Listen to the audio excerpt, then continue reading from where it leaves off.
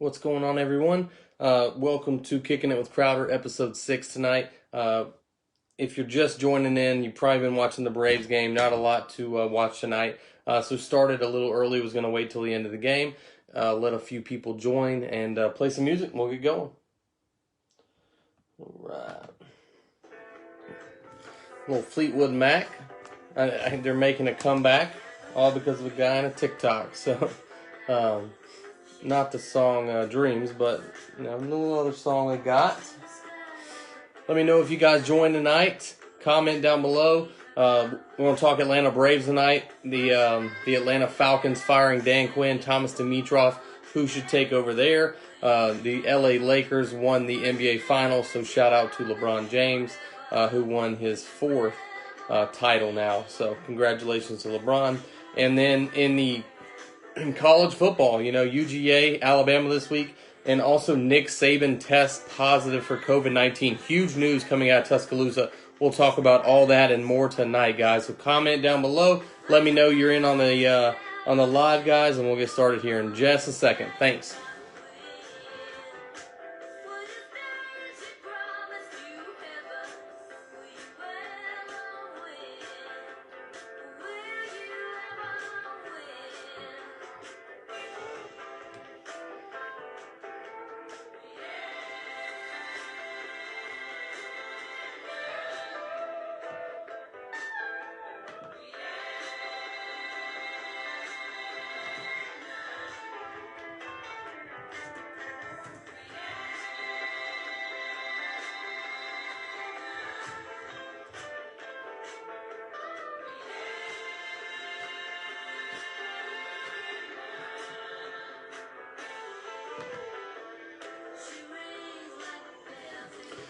You all doing all right tonight? We'll let just a few more people join, guys. We'll get started, okay? I know y'all want to talk about that Braves game. Comment down below, guys. Let me know.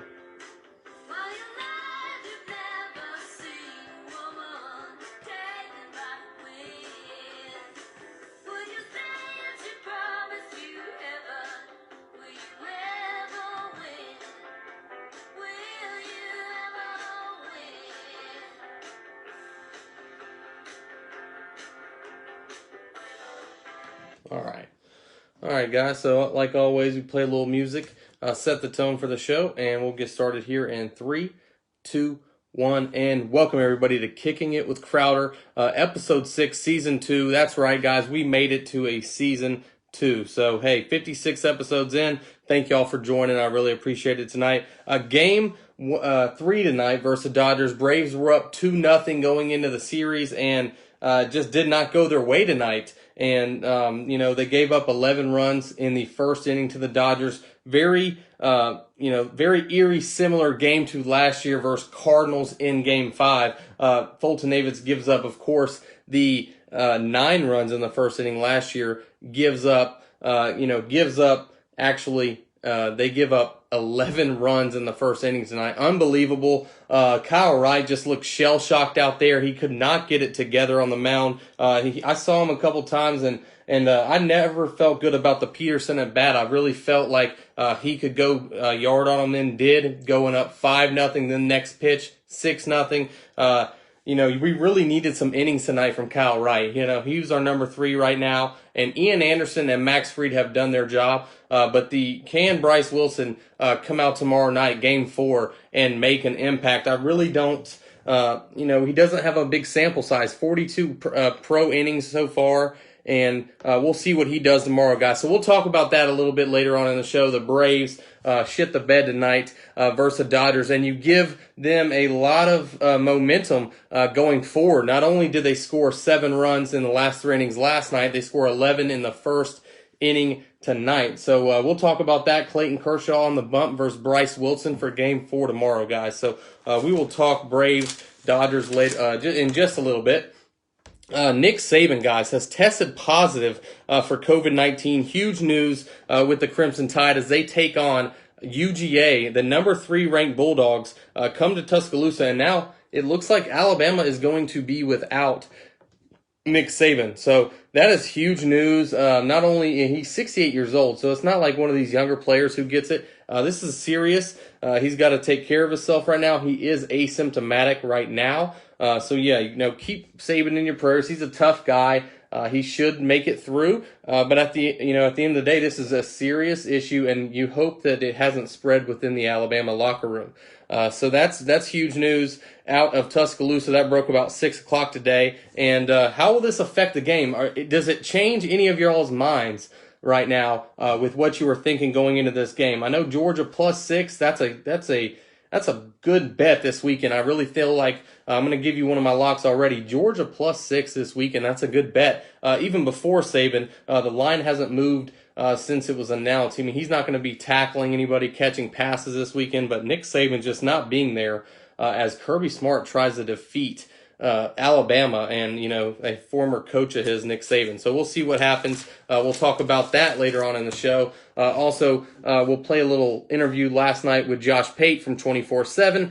He joined the show to talk about Alabama UGA. I'll play a little snippet of that here in a little bit. Also, the Atlanta Falcons finally fire Dan Quinn and also GM Thomas Dimitroff. We'll discuss the top candidates to replace both of those later on in the show. There's one name who is circulating right now above the rest, and that is Eric Bieniemy, the offensive coordinator for the Kansas City Chiefs, a guy who has been in that Andy Reid coaching tree, a guy who's been around Mahomes for the last 3 years, been in all those meetings, a guy they say can really motivate the players, and we need a turnaround, a overhaul of not only the scouting department, the front office, head coaches. I really feel like the players, we have 15 to 20 players who can help us move forward. This is not a complete rebuild. Yes, the GM and the coach have to make a decision on Matt Ryan. Is he the guy who can win you a Super Bowl? I'm not gonna say yes. I'm not gonna say no to that right now. They are 0-5. Your record says what you are. I know San Francisco would be a sexy option for Matt Ryan, possibly to be reunited with Kyle Shanahan. We'll see what happens there. But there's a lot of dead cap money. The contract, it would really hurt the Atlanta Falcons in a rebuild. So I think Matt Ryan stays on with the Atlanta Falcons, and hopefully Julio Jones does as well. I do like Eric Bieniemy a lot, Jordan. I think that is the number one guy they need to be going after. One thing that will hurt them is Kansas City's going to make a Super Bowl run. And if we can go ahead and interview him and make him the coach, but let him coach the Kansas City Chiefs throughout the season, that would be a positive. He doesn't have to go out and recruit. He can still work and do things, Zoom meetings. He's already experienced in that. So what he can do is, still be with the Atlanta Falcons and coach the Kansas City Chiefs. So I hope that's what happens. The Houston Texans also fired their coach, Bill O'Brien, last week. And, Eric Bieniemy, who would he choose? Would he choose the Atlanta Falcons, or would he choose Deshaun Watson and the Houston Texans? That's a big question, guys. We'll talk about that, and I'll also give you a couple more candidates, and also a GM candidate who is really, his name is circulating a lot right now, works for ESPN. So also, I'll give you my college locks, guys, for the weekend. So far last weekend, I was 2-2, 12-8 on the season against the spread. But guys, thank y'all. We had about 8 or 9 there on the live. So guys, thank y'all so much for joining tonight. Don't forget to comment, like, and share down below. You can also find me on Apple. I'm on Spotify, the iHeartRadio app, YouTube, and Twitter. So I'm really excited to talk some Atlanta Falcons, Atlanta Braves, college football this weekend. I really want to talk Atlanta Braves first. So we'll talk about the Atlanta Braves real quick. I need to get my water real quick. I'll be right back, and we'll get started.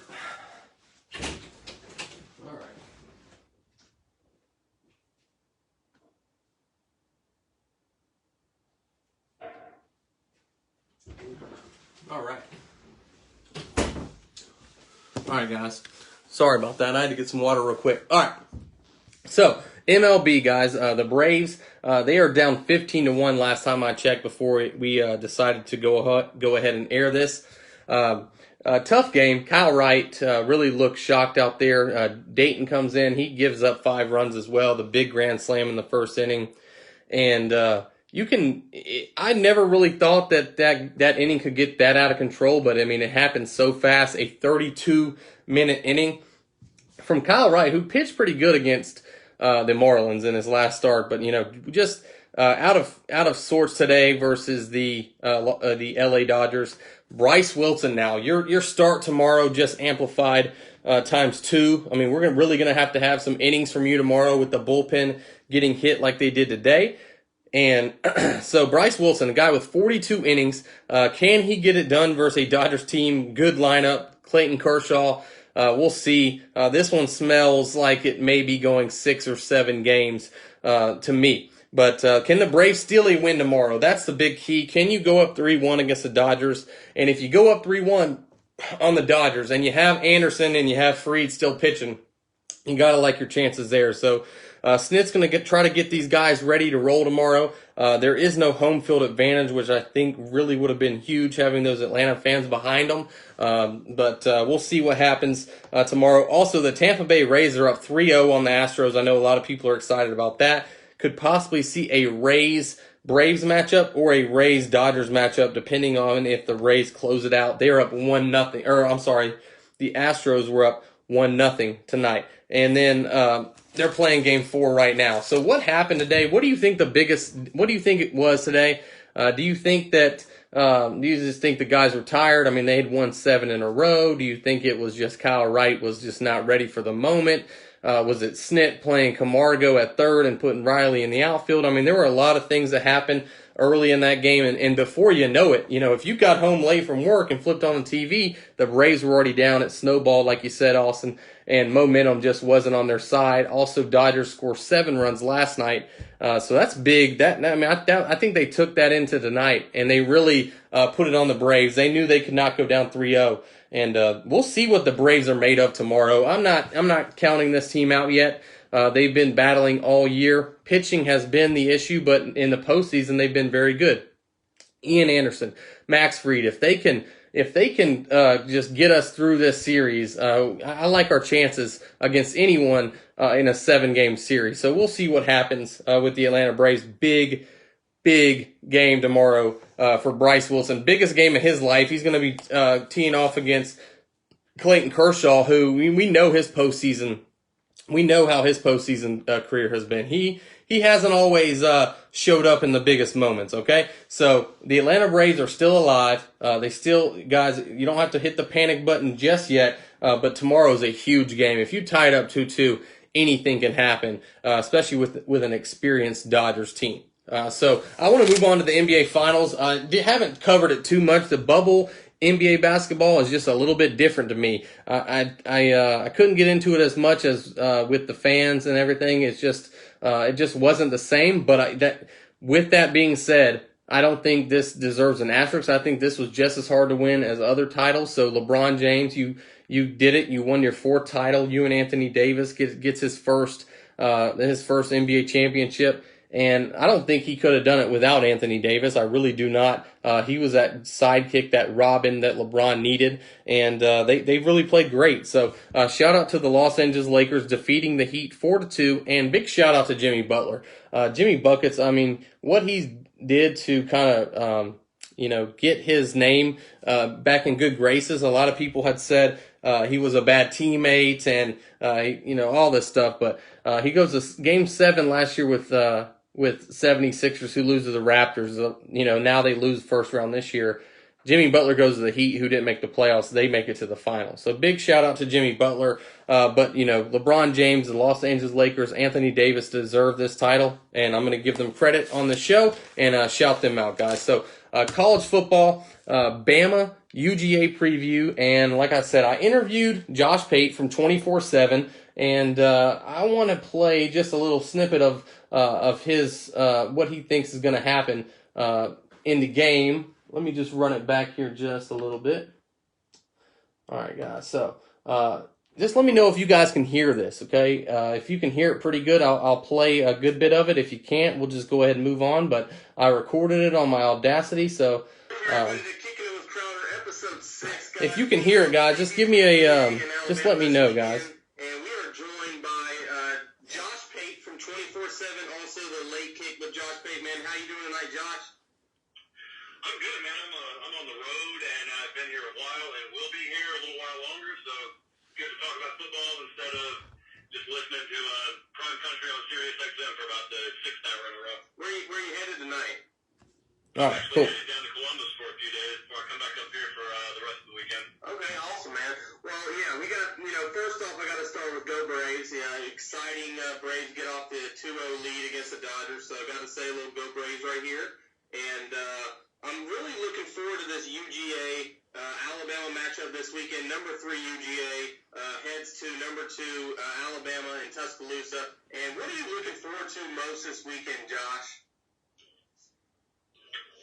Well, the first thing is, I remember the 2011 game between Alabama and LSU and all the talent that you look at in retrospect, how many guys were drafted, how many guys made NFL rosters.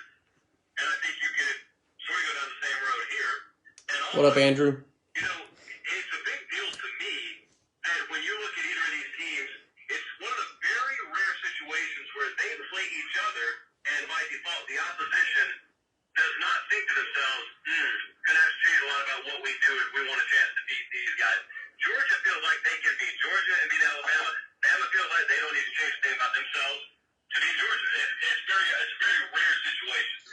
Yeah, and I think the big storyline heading into this one has got to be UGA's defense versus Alabama's offense, and I really think that Alabama with Mac Jones, who has looked good so far this season, he's got the weapons outside with Smith and Waddle, but also Najee Harris. I think he's the key to the game. I think if UGA can contain Najee Harris and not let him get a big game, I really think that UGA has a good chance to win this ball game. What do you think about that on that front? What up, Zach? He could go for under 60 yards and Alabama could win this game. I also think he could go for 150 and they could lose it. Yeah. I don't necessarily correlate his rushing success in this game to success for Alabama. Obviously, they won it, but it could also be a situation where, I'm not like everyone else on this. I don't think Harris is going to have a lot of success against them on the ground. But what I do believe is that he is one of the best backs in the country because he is so multifaceted. He's excellent at pass pro. He is an excellent receiver out of the backfield. One of the best that I've seen them have there. Actually, I kind of in line with what you saw from Kenyon Drake, but Kenyon Drake's a much different body type. But to me, it's a lot more about the fact that, to me, this is the best pass rush that Kirby Smart has had there. And so, whereas in the past, maybe he would have had to dedicate extra help to consistently affect the quarterback, I don't know that they'll have to do that here. But the flip side of that coin is Alabama's got the best pass protection offensive line in America. Mm-hmm. You may not have a mobile threat at quarterback in Mac Jones, but what you have is a very efficient guy with adequate arm talent and a guy who's been given time to operate. If that's the case early on, and Georgia can't get pressure with one, they have to bring more. That's when you start throwing those names around there, like Waddle and like Mechie and like Smith and like Miller Forrestall and like Najee Harris, especially on third down and 5+ obvious passing situations. That is where this game is decided. Red zone, third down, those are two areas that you watch in most any football game, and this one's no different. Yeah. So, yeah, basically Josh just saying there that, he thinks Najee Harris could have 60 yards and Alabama win the ball game, or they could have 150 yards and they lose. And I think that if they contain UGA's defense versus Alabama is the big matchup in this, and we kind of both agreed on that. And he thinks the best player for Alabama is Surtain, and I gotta agree with him on, especially on that defense. Patrick Surtain, a guy whose dad played in the NFL. He has just shut people down so far. Ole Miss had a big game last week, but it wasn't against Surtain. And he's going to play on Sundays. He's going to be a high draft pick. Him versus George Pickens should be a great matchup. I think that is that's a key to the game. But UGA's defense versus Najee Harris, that to me really is going to be a huge part of this football game. Can Mac Jones get some pressure off of him and let Najee Harris run the football? So I'm really excited to see what happens there. And then, like I said, on the flip side, Surtain on the defense versus Pickens on offense, I think that's a huge matchup. So you got two big matchups there. Can UGA keep Najee Harris down? And then also, can Surtain lock down George Pickens? So Josh just giving his insight, and we'll move to the next topic, guys. With Alabama, I think you're right. If they can contain this UGA front seven that Kirby Smart has kind of recruited, I mean, he's got excited to see some of these younger guys, the sophomores, the guys who are just stepping in their junior year. I'm really excited to see what they can do against this Alabama front seven.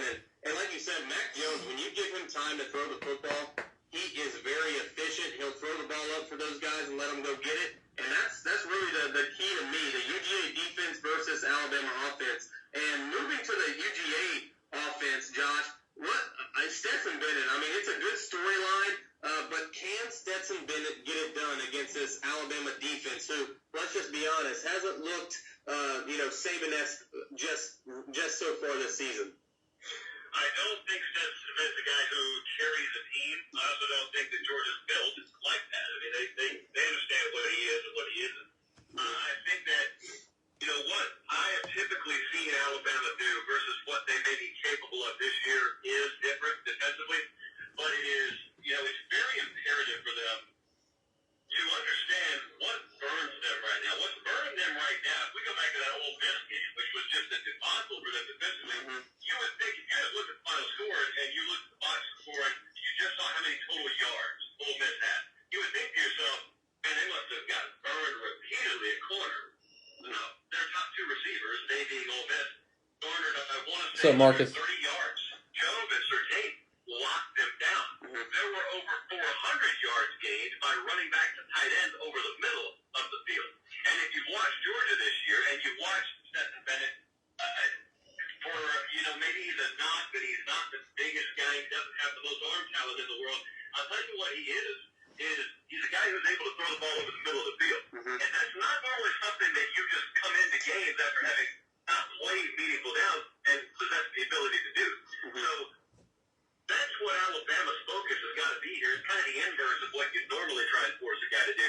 They want to force him to beat him outside the hashes. Because I don't care how good George Pickens is, they trust Sertan on anyone in America. Yeah. But if this is a situation constantly where, number one, he's able to make plays with his legs on third down when things break down, and number two, when he's hitting guys like McKinney or maybe their own running backs out of the backfield, Jerris Jackson on a drag route on 3rd and 7, that's the kind of stuff that's burned Alabama. They are a bad third down defense early in the year, and that is another area that is imperative for them to at least be average in Saturday. Yeah, and Stetson Bennett, you said it, he's able to get outside the pocket and make some plays. He's an elusive quarterback. He's, like you said, he's not a very big guy, but he can get outside the pocket and he can make plays. And I think that Kendall Milton last week, I think the game he had against Tennessee, especially in the second half, I think that they just have another weapon that can come out of the backfield along with Cook and Zamir White. So I think that they're going to rely heavily on the running game against Alabama. And, Stetson Bennett, if he can just kind of do what he's done the last couple of weeks, 200-some-odd yards, kind of control the game, manage the game, and make some plays outside the pocket, I really think that Georgia has a good chance versus this Alabama team. But one thing I want to talk about is, you already said it with the Alabama defense. They're led by Patrick Surtain, the great quarterback whose dad was a... So before we break down the Stetson Bennett versus the Alabama defense, Stetson Bennett, let's be honest, this guy is a quarterback who no one had him leading this Georgia football team into this game 3 weeks ago. He ended up being a fifth-string quarterback at one point this offseason, played behind guys like Jacob Eason, Jake Fromm, Justin Fields, Jamie Newman. I mean, this guy's battled with some great quarterbacks, and he never gave up. And it's been a great story. He beat Tennessee. He came in and beat Arkansas. Of course, the second week against Auburn. I mean, he's a great storyline so far this season. But can he lead this Georgia team against a Alabama team led with all these superstars on the team? They are going to be without Nick Saban. And when we did this interview, guys, we did not know Nick Saban was out. So that, just keep that in mind when we're talking about that game. But Stetson Bennett, can he push the ball down the field and find these receivers coming across the middle, like Josh said? And then also, can he get some good tight end play? And then the running back, Zamir White and these guys catching the ball in the backfield, what are they able to do against this Alabama defense? Of course, the NFL, great player as well. And then Dylan Moses. Those two guys on defense, I think those are the key to Alabama. But can somebody else besides one of those two make a big play for Alabama in a big moment? And I think this is going to be a very close game. I know Georgia's +6 right now.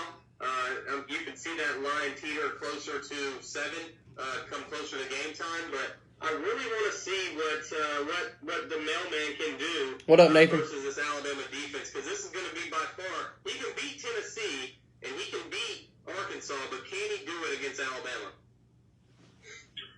Patrick has the best defensive player they have. Dylan Moses, I think, has been a massive disappointment for them to this point this year. To the point where I talked to someone inside the program yesterday. I wouldn't be surprised at all if they tinkered a little bit with what his role on that defense is. Right now, he is their middle linebacker, and Dylan Moses does not have the build to be a middle linebacker. His skill set is not best fit to be a middle linebacker. And he's a guy right now who you see being asked to do a lot of things that are probably not natural to him, as much as, I compare him in terms of physical attributes to a guy on Georgia's roster like Azeez Ojulari. You wouldn't put Ojulari in the middle. What you do is you use him off the edge, and you take advantage of his excellent athleticism. Moses, Ojulari, guys like that have A-plus athleticism. And, there are guys I'm with you, man. have on their roster. Shane Lee, for example, is a linebacker they had to use a lot last year, but they haven't used a lot this year. He's not a guy you'd want on the field against Ole Miss. Against the Georgia offense that is going to make it a priority to pound on you a whole lot more, it wouldn't surprise me to maybe see them tinker with their linebacker lineup a little bit. And the other thing that they have to do is they have to get good play, and they have to get decent push, or at least gap sound performance from the interior of the defensive line. Last week, they didn't really hit either. And so, Kiffin, granted, has you in nickel and dime a lot. He's got a different personnel package for your defensive front that Georgia will have you put on the field. But it's probably one of the biggest show-me games that I've seen for Alabama in quite a while. Mm-hmm. And that's the next thing I want to get to. And Nick Saban, we all know his record versus former assistants. Do you think that comes into play here at all for Kirby? Do you think that deep down, he really wants to be the first guy that can get past Nick Saban, or do you think that this is just another football game for the Georgia Bulldogs, and Kirby Smart is going to try to do his best to just win this game no matter what, and no matter what coaches across the field from him? These two things can be true at once. I mean, it can be true, and it's a massive game for him, and he completely understands what that's about. You'll never hear him say it publicly, but I can assure you he says it privately to certain people. But at the same time, I mean, if anyone thinks that on a 4th and 1 call, whereas Kirby Smart would normally punt, he's going to opt to go for it because he really wants to win this. Well, that's garbage, man. That's media stuff. That's message board stuff. You're Herm Edwards style, play to win the game. Yeah. And you play to win it regardless of who's 53 and 30 yards across the field from you. But I will say this now, that it is undeniable that it has got to leave a bad taste in his mouth to know that he's largely owned the first half the last 2 times they played Alabama. And you look back, and they had to have left Atlanta, Georgia, the last 2 times they played this team, with him thinking, how in the world did we just lose this thing? Yeah. And that's my next thing, Austin. I was thinking about this earlier today as well. Will this count if Kirby Smart can get it done against Alabama this weekend and defeat the Crimson Tide? Will this kind of count as an assistant beating Saban, or does he have to actually line up across from him and beat him? So we'll see if Nick Saban coaches in the game. I would highly doubt it. Will he be in the stadium, possibly in a press box by himself? I wouldn't. I don't understand why he couldn't be at the game. If they keep him kind of quarantined by himself, I know he's going to want to be there in some facet. So we'll see what happens with this. That's a huge deal. I wish the news kind of would have broke yesterday, because I would have asked Josh that. But when we interviewed last night, we thought it was going to be Nick Saban versus Kirby Smart. But it doesn't look like that will be the case. But what I will say is, I don't think if Bama does lose this game, I don't think it hurts them as much as it would have if Nick Saban would have been coaching. I'm totally with you on that, Nathan. If they do win, they'll just say we didn't have Saban and they'll move on. If they did win, they say we beat you without Saban. So there's really, I'm totally with you there, Nathan. Now, you could definitely see fans and media kind of saying that. So. And that's what comes to mind. Can UGA kind of get past that mental block that they've had? They've almost had it. They've almost almost beat Alabama. They just can't finish the game. Can they get past that kind of middle block and kind of push that door over and get through Alabama, an Alabama Crimson Tide team who a lot of people favor to win the national championship coming into the season? I really think that the loser of this game is still in good shape as far as playoff implications are involved, but I think that not only can UGA get past Alabama and then really make a statement, but I think this game is bigger for Kirby Smart and the Georgia Bulldogs. You've seen Alabama teams lose and still get in the playoffs and win national championships. I really feel like UGA, this is the best defense that Kirby Smart has had at UGA. But the big question mark is, can the offense get it done against a good, well-coached Nick Saban defense that has not performed well, but I have a feeling they'll be up to the task this Saturday in Tuscaloosa. Are you leaning any type of way on this one, or you just want to see a smash mouth game this weekend? And we'll get to Josh's pick here in just a second. And that's what I want to talk about, Nathan. What solidified me taking UGA and thinking that UGA can get it done this weekend was what Ole Miss did to Alabama's defense. And I feel like if Georgia's defense is flying around out there and can hold Alabama to under 20 points, I feel like they can definitely win this football game. If Alabama gets into the 30s, I'm not sure that Georgia can have that type of shootout with them just based on the way they play football. They line it up, they run it down your throat, 3 yards in a cloud of dust. Stetson Bennett will make some plays outside the pocket. George Pickens will get his. But they're a lot more just, hey, we're lining up. You know what we're going to do, and we're still going to beat you. That's how Georgia has been in the past. And Georgia's offensive line has been wonderful this year. Top 5 offensive line in all of college football. Losing 4 starters last year. They have looked good as a unit. So you got to give the offensive line coach credit on that.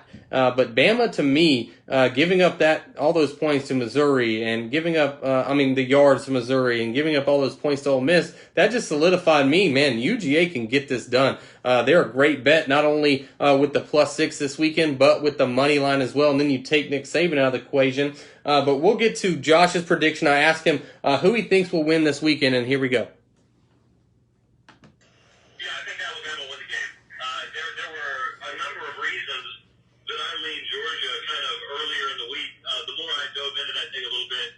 The more I realize, I got a little philosophy I use.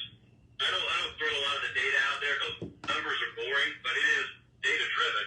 Yeah. But essentially, what it is, I call it the freeze point, and it's very rarely met for these two teams. Defensively, Georgia rarely faces an offense that meets the freeze point, and Alabama's offense rarely meets the defense that hits that freeze point. What that means essentially is, if you take a cup of water and you put it in 33-degree conditions, it can sit there until the end of time. It's never going to freeze. It hasn't hit the minimum threshold of 32 degrees that's necessary to freeze that cup of water. However, if it's just 2 degrees cooler, if it's 31, it'll freeze. Now, it's going to take a little while, but it'll freeze. If it's 21 degrees, it's going to freeze a lot quicker. The point is, there's got to be a certain baseline of quality of talent you have defensively to even have a shot against Alabama. That's why A&M didn't have a shot against them. It's why Georgia has a great shot. Georgia's below that freeze point. How far below the freeze point on it? And that is fascinating to me because this is the kind of game 10 years ago I probably would have sided with Georgia in. The way that this sport has evolved and the way that Alabama offense has evolved, I'm telling you, man, they're good. Oh, yeah. They are legally good. And I think there are probably a lot of things they're capable of, just from a personnel package and scheme standpoint, that they haven't really had to utilize. Not saying they did stuff or anything like that, but they just haven't had to utilize yet. And it's, I had it explained to me one time by a coach like this. You can either chase the rabbit or you can just stay there and protect the hole. And this offense has a tendency to make you chase the rabbit a lot. And as a result, no one guards the hole. So this is the most experienced, talented defense, obviously, that anyone will face in America this year. I don't believe that there is any way to shut down that offense of Alabama, at which point I think it's going to come down to Stetson Bennett and that offense of Georgia's to trade scores. And I just think the spot's a little bit too big for him. Yeah, and that's kind of what I'm leaning towards. I like Georgia with the points, but I could definitely see Alabama with. All right, guys. So, hey, Josh Pate joined the show. Big shout out to Josh. If you don't follow Josh on Twitter, you should definitely do that. He works for 24/7 Sports, gives a lot of good college football content, one of the best in the business, and then also hosts the late kick with Josh Pate. So, Josh Pate, thank you so much for joining the show, man. He picked Alabama. Now, this was before Saban test positive. He picked Alabama just based off Alabama's offense is just more explosive than it used to be. This isn't just an Alabama-led defense with a quarterback game manager. This is a guy who can push the ball down the field and get it to his receivers and make plays. And then also Najee Harris. He's a great back, maybe one of the best all-purpose backs in all of America. I'm rolling with Georgia on this one, and I was kind of on the fence. And then today, when I heard the Nick Saban news, I'm just picking Georgia. I think it's a great money line bet this weekend. They have a great chance to win the game. They're 6-point underdogs. Definitely take Georgia with the points, guys. But I'm taking Bama. I'm taking UGA against Bama this weekend in Tuscaloosa, and I think it should be just a great game. And we'll see what happens to the loser of this game. I feel like if you lose this game, you can still play for the championship. That UGA Florida game is really going to decide the East anyways. Of course, Florida, guys, and we really didn't talk about last week much, and we'll talk about that real quick, guys. Last week, Florida goes down to Texas A&M. I had them as one of my locks last week, 6.5. They actually lose to Texas A&M on the road. Dan Mullen blames the crowd as a big factor. I think that's a bunch of garbage. You still have to have your team ready to play. And then he said he wanted 90,000 fans in the swamp this week, and then he has 21 players test positive for COVID. So they're not playing this week. LSU Florida is postponed. Georgia, of course, took care of Tennessee. Alabama beats Ole Miss in the shootout last week, guys. Auburn barely hangs on a controversial call at the end of the game, 30-28. South Carolina looked really good. The defense is playing well for Will Muschamp, 41-7. Kentucky, 24-2. Mike Leach, after beating LSU in the first game, falls to now 1-2, losing 2 straight. And Missouri, with the upset of the day, beating the defending national champion LSU Tigers. And this is not your 2019 LSU Tigers. This is your 2020 Tigers. This is your you order something from Wish and you think you're getting the 2019 LSU Tigers. You're actually going to get the 2020 LSU Wish version of them. Okay, you're not getting the real thing. Miles Brennan is not Joe Burrow. These backs are not Edwards-Hilaire's. They do not have Joe Jefferson or Chase coming through that door. Defense, Stingley, he's missed a game or two. The defense is really what has been the issue with LSU, but they lose 45-41. And that brings me to this week, guys. And I'm going to talk about Week 7 matchups in the SEC and all of college football. Clemson, of course, beats Miami last week in a very, very good game. So we got Auburn, South Carolina. That should be a very good game, -3. I'll talk about that here in my locks later on. Tennessee takes on Kentucky. They are 6-point favorites in this game. Ole Miss at Arkansas, -2.5 are the Rebels. Texas A&M, Mississippi State. Texas A&M is 6.5-point favorites after being 6.5-point dogs last week. So we'll see what Jimbo Fisher can do. Will it be Mr. Jekyll, Mr. Hyde, or can they move forward? Of course, we already talked about the UGA Alabama game. And then LSU Florida is canceled, as well as Vanderbilt, Missouri. So you got 5 SEC games this week. The other games will be played December 12th in makeup games. So that's what we got on the schedule this week in the SEC. And right before I make my picks for the weekend, guys, I want to talk a little bit about the NFL. We talked baseball so far. We've talked college football. All my Atlanta Falcons fans, guys, join in with me on this one. And Dan Quinn, I respect Dan Quinn as the man. I really do. I'm not trying to talk down on Dan Quinn, but 43-42 record. Did have the magical 2016 team where he put it all together, hired Kyle Shanahan. Matt Ryan has the MVP season, but you lose 28-3, and since that game, you last 3 years you're under 500. You lose in 2017 in a heartbreaking loss to the Eagles, who go on and win the Super Bowl. Brotherhood kind of got stale at that point, and then the last 3 years they just haven't been able to get it done. Thomas Dimitroff has made some good choices in the past. Thomas Dimitroff has also made some picks that weren't as good. Takk McKinley, some of these offensive linemen in the first round when you possibly could have got them later on. They have actually played well this year, so I have to give them credit. But, not really building this defense and building up front in the trenches is what got Thomas Dimitroff fired. So we're going to start fresh. We're going to have a head coach and we're going to have a GM. The head coach will probably be hired first. So this is going to be Arthur Blank and Rich McKay's guy. This is going to be who they think will be the Atlanta Falcons coach for the next 5 to 10 years. And I feel like the leading candidate at this point is Eric Bieniemy. I talked about this a little bit earlier in the show, the offensive coordinator through the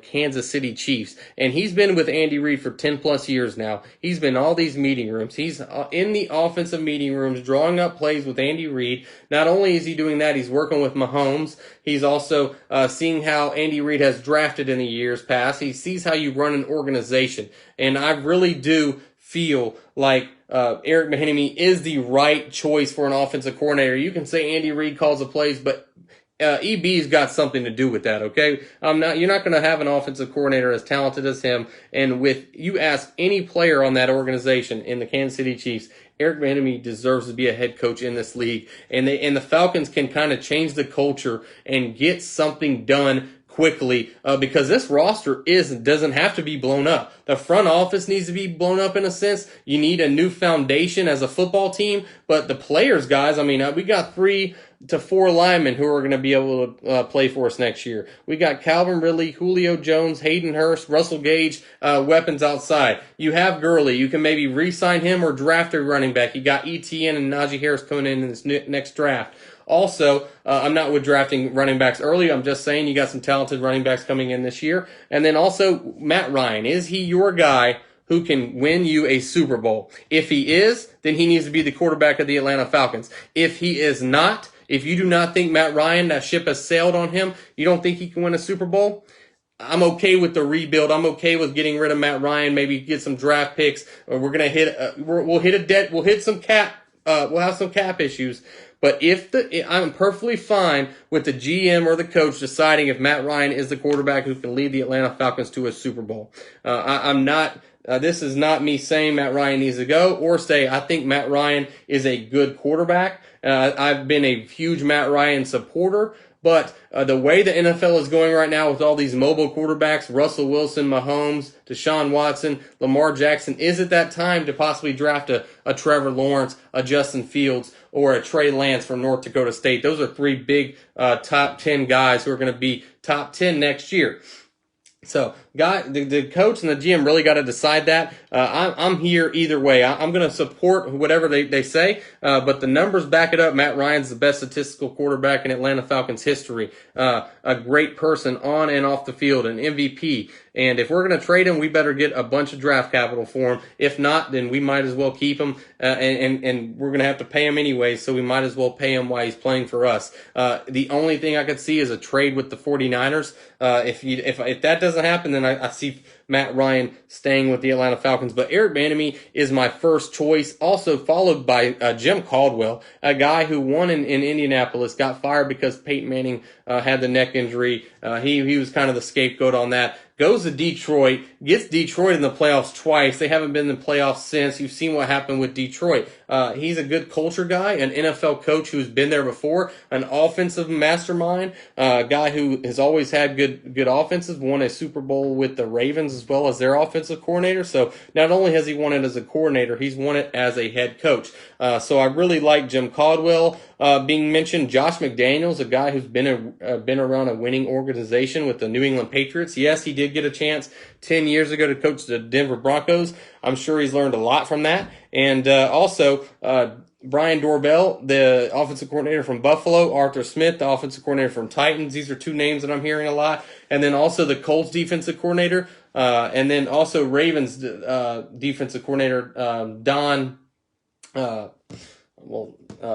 Wink Martindale or whatever his name is. He's the defensive coordinator for the Ravens. Those 2 names are being brought up on the defensive side of things. Also Todd Bowles. So I'm just naming a bunch of names that could be up for the position. But Eric Bieniemy, the offensive coordinator for the Kansas City Chiefs, is my choice. If you can go ahead and get him hired soon, do it. do it, Arthur Blank. This is a guy who can really change the culture. And then with the GM, I'm going to have to do a little bit more research on this. I'm going to name one name that I'm hearing a lot of, and it makes a lot of sense to me, and that is Louis Riddick, a guy who calls the Monday Night Football games. He spent 8 years with the Philadelphia Eagles, another 5 years with the Washington Redskins in the front office, drafted 6, 7, 8 guys off that Eagles team, helped draft those players that won a Super Bowl with Philadelphia. I think that those two would be a huge combo for the Atlanta Falcons moving forward and changing the culture. You're going to hear me say that a lot. You have to change the culture with the Atlanta Falcons. You just have to get over that hump. You got to close football games. You got to run the rock when you're up. And I'm hearing Matty Ice for Shanahan. I just don't think. I think the Shanahan ship has sailed. I think we had him in the building. If you thought he was going to be a successful head coach, we should have tried to hire him. I think if you do trade Matt Ryan, you're going to have to at least get 1 first-round pick, possibly a 2nd or 3rd-round pick, and also have them eat some of that money off the contract. And then you draft your top guy with the first pick, and then the second pick, and most other picks need to go towards the defense. I mean, this is a defense that has been almost dead last in a lot of categories. So I've always been build the defensive line first, I know you are, Chris. And then you build the defensive line, you build the offensive line. It all starts in the trenches. You get you 3, 4, 5 first-round picks on that defensive line, and you go get after the quarterback, and then you're able to go spend some money in free agency. The Falcons need to stop being so tight with their money and spend a little bit of the money. And I think the Atlanta Falcons have 15 to 20 players who can, it doesn't have to be a full rebuild, just front office, coaching staff, and then maybe a few players you get rid of, maybe trade some players here at the deadline when you can get some good draft picks. But Eric Bieniemy, Louis Riddick, that would be my number 1 pick for Falcons coach, and then the GM, and then Eric Bieniemy. He's an offensive guy. Yes, you need to hire a defensive guy with head coach experience, a la how Washington Redskins did with Del Rio this year. You get a guy who's coached in the NFL, been a head coach, and you get him to coach your defense. So I think there's some names out there that you could definitely look at. Rex Ryan as a coordinator, I wouldn't mind that. Also wouldn't mind possibly Wade Phillips as a defensive coordinator, and then you get you an offensive coordinator. Maybe Jim Caldwell doesn't get hired this year as a head coach. You bring him on as an offensive coordinator. You got some minds in the room who can think alike and who can really build this Falcons team. So it's been sad. 0-5 start is not what anyone expected. They should at least be 2-3, if not better than that. And it's looking like that type of season. Tank. If you tank, and you got to tank all the way. You can't go, 7-9. You can't lose a bunch of games and win a bunch of games and end up in the middle of the pack. If you're not going to be a good football team, you just need to, just to play hard every week. But at the end of the day, these draft picks are very important, especially if we can get some other draft picks to kind of build our franchise with. So Eric Bieniemy, it was my choice to be the head coach, guys. And I want to move on to my locks. And this is something that I give you every single Wednesday. Normally I pick 1 NFL game and then I pick 3 college games. Well, with there being they postponed the Kansas City Buffalo game to Monday. It was supposed to be played Thursday. Of course, Buffalo got their game pushed back, so now they're going to play 2 games on Monday night. No Thursday night game this week. So I'm gonna pick 4 college games this week, and I've already picked one, guys. I really like UGA this weekend against Alabama. That's a good money line bet, plus 2 something on the money line. But I'm taking my lock as UGA plus 6. I really like UGA plus 6 against Alabama. Alabama could win this game, but I feel like Georgia can keep it close within 3 to 6 points. I really feel like that'll be not only great for Kirby Smart, but if he can beat Alabama, I mean, this is a huge game for him, huge for the recruiting. And I'm taking UGA plus 6 on this one. I'll go UGA 24, Alabama 21. I'll take UGA with the money line as well. Going on to my next pick, and Austin, I'll answer your question here at the very end. All right, man. UGA plus 6. Taking them. Cincinnati, guys, takes on a Tulsa football team who has played Oklahoma State well, also upset UCF. But Cincinnati, they're all the way up to number 8 right now. Don't look, but Luke Fickell's got this football team playing really good. Quarterback who's been around for a few years, a very good defense. I have them taking down Tulsa by a touchdown this weekend. So I'll take Cincinnati Bearcats -3. My next pick, and this was tough. This game, a lot of people at the beginning of the season, you would have said Auburn only -3 versus South Carolina. A lot of people would have bought Auburn at that time, but after seeing this offense kind of struggle the past 2 weeks and kind of get a struggle win versus the University of Arkansas last week, I'm really excited to see what Bo Nix and Gus Malzahn can do this weekend versus South Carolina defense that Will Muschamp has playing pretty good. I'm going to take Auburn just based off their more talented football team. I really feel that way, not only on the offensive side of the ball, but they do have some players. KJ Britt, Smoke Monday on the defensive side, who made some plays early on, but in the fourth quarter kind of let Arkansas come back last week. So I'm taking Auburn -3 over South Carolina. I have it pretty close, actually, guys, 24-20. I'll take Auburn with the points -3. And then my next game, guys, this is a team who put 42 points on the University of Alabama last week. Nick Saban, Lane Kiffin takes on Nick Saban, scores 42 points. And this is a game that not many people were excited about, but you got two programs playing pretty good right now with Arkansas and Ole Miss. Sam Pittman's done a hell of a job changing the culture at Arkansas, believing that his guys can get it done. And then Ole Miss, they're exciting offensively. Defensively, they leave a lot to be desired, but I feel like this is going to be a high-scoring game as well, probably go into the 30s. Ole Miss 35, Arkansas 30, so I'll take Ole Miss -2.5 with this points, guys. So I'm 12-8 on the season against the spread. I was 2-2 last week. Also on Twitter, guys, since August 1st, I put all my picks out there. I'm 68-41 on Twitter, so about 63% there, and 12-8 with these college football and NFL picks. So if you just joined, guys, I'm taking UGA +6 against Alabama. I'm taking Cincinnati -3 versus Tulsa. I'm taking Alabama -3 versus South Carolina, and I'm taking Ole Miss. I like these little small spreads this week, and then I'm taking Georgia with the points as well. So Ole Miss -2.5 versus Arkansas. They find a way to get to 2-2 on the season. And all right, so Austin has a question real quick, guys, and then I'll say a few more things, and we'll get out of here. All right, so would it make any sense to draft Trevor Lawrence in the first and Etienne in the second if he's there? I wouldn't really like both picks to go to the offense in that situation, Austin. I feel like the defense really does need some work, and if you're going, I just don't know if you can pass up Trevor Lawrence. I mean, he's been talked about for years and years. He's a top quarterback prospect, maybe going to be one of the most highly touted quarterbacks to come out of the draft in the last, 30 years since John Elway, Andrew Luck. I mean, Trevor Lawrence, I just don't know if you can pass up on him. So if you do take Lawrence in the first round and get rid of Matt Ryan and get some picks, then I could definitely see that second round pick kind of building towards, what's up, Glenn? I could see that second round pick on the Falcons kind of building that defense. I mean, they got to make some moves back in late in the first round and get a guy who slipped. But the defense needs to be built around Grady Jarrett. I think he's the main piece in that defense. And then you got Deion Jones, a guy who has not played at the level he did a few years ago. Excuse me. So, Grady Jarrett. And also, you're going to have to draft some safeties as well. I mean, these safeties have continued to get hurt for the Atlanta Falcons. So, Richard LeCounte, another name to look out for, a Georgia kid. I think he would be great in that Atlanta Falcons defense. So, guys, excuse me. All right. So, all right, guys, it was a great show.